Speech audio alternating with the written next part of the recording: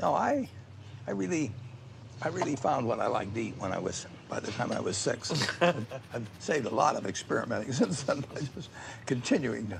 Warren Buffett and I are going to perform for you. This has been described as a once-in-a-lifetime experience, and you'll understand why. Once will be enough in life. This goes back to the patent for the razor. This is 70 years ago, roughly, on that particular razor. And how did Gillette come about, and why did you decide to get involved in Gillette? Well, Gillette, here's a company that after 100 years of being in the razor and blade business has 70% or so of the value of razors and blades throughout the world.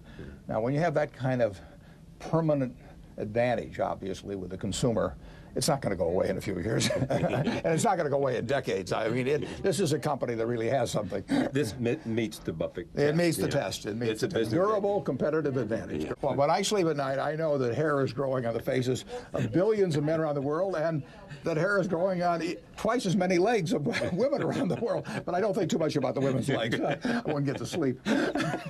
Few business operations have ever been constructed to require so little continuing intelligence in corporate headquarters.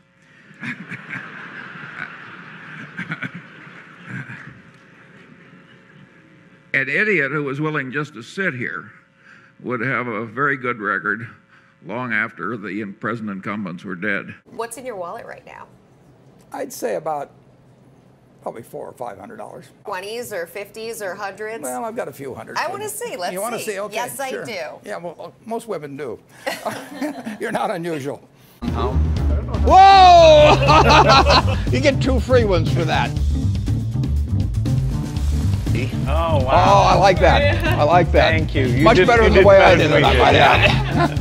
It all began with a key strategic alliance, a merger 100 years ago between Microsoft, Walmart, and Starbucks. Micro Wallbucks.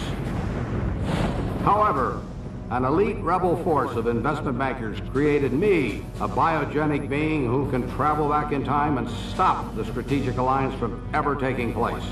I am the Warrenator.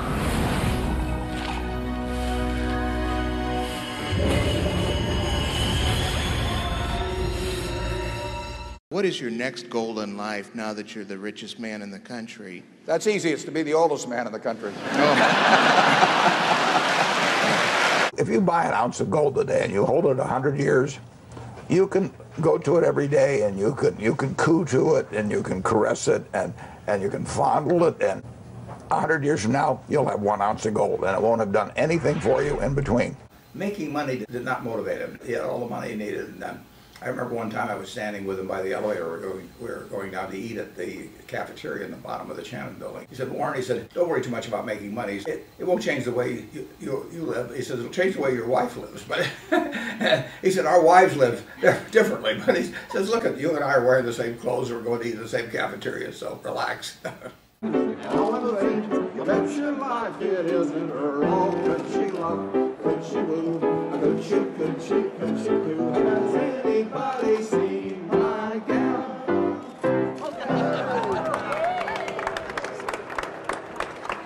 See my aging.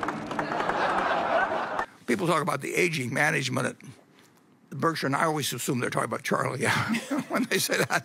But I would like to point out that in 3 more years, Charlie will be aging at 1% a year.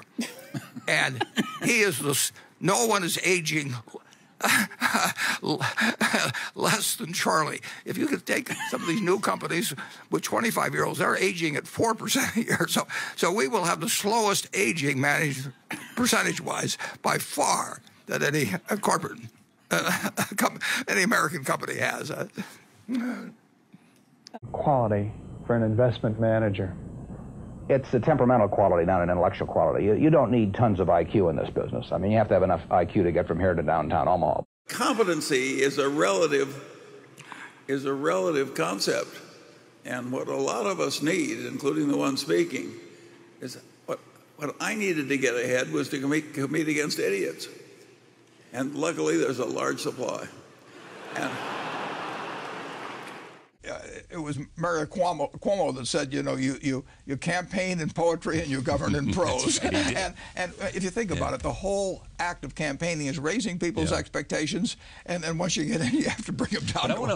If you mix the mathematics of the chain letter or the Ponzi scheme with some legitimate development like the development of the internet, you are mixing something which is wretched and irrational and has bad consequences with something that has very good consequences. But you know, if you mix raisins with turds, they're still turds.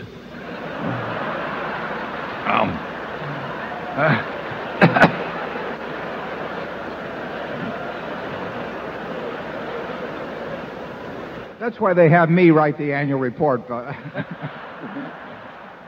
The surest way to make money is to buy your own dollar bills for 80 cents or 90 cents. Now, it's not precise what that dollar bill is. I mean, whether our stock is worth 138% or 135% a book or some number, I don't know. I just know it's worth more than 120%.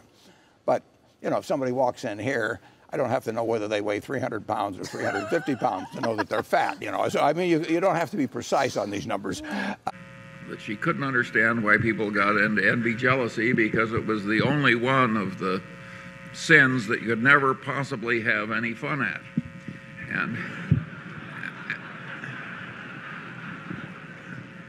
But generally speaking, on Wall Street, I think a lot of people have had the wrong kind of grandmothers.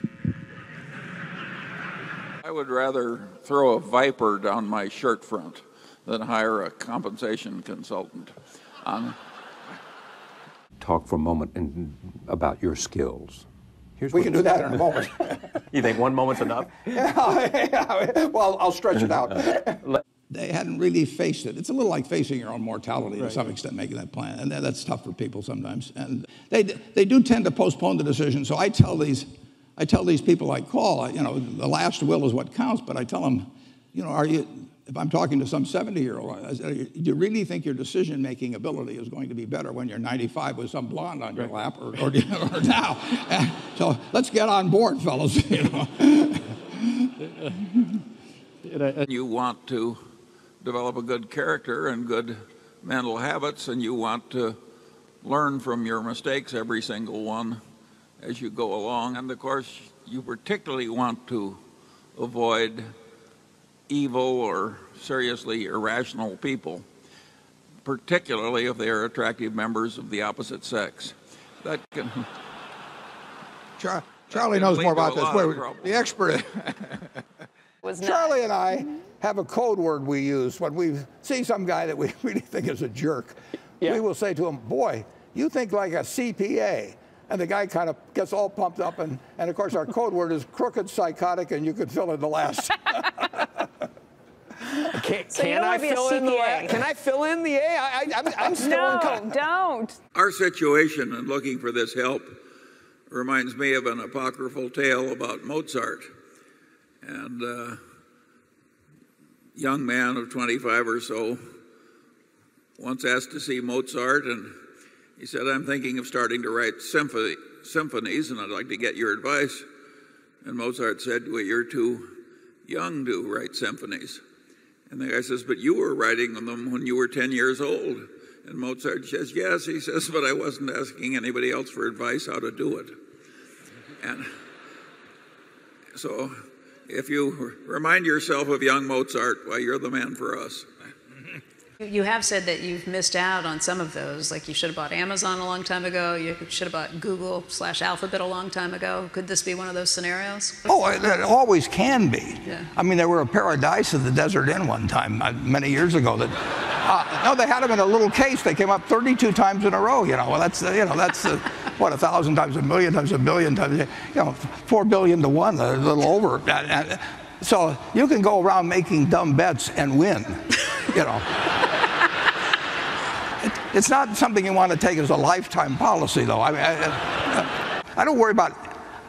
I worry much more about the things I do than the things I don't do. I mean, I missed all kinds of opportunities.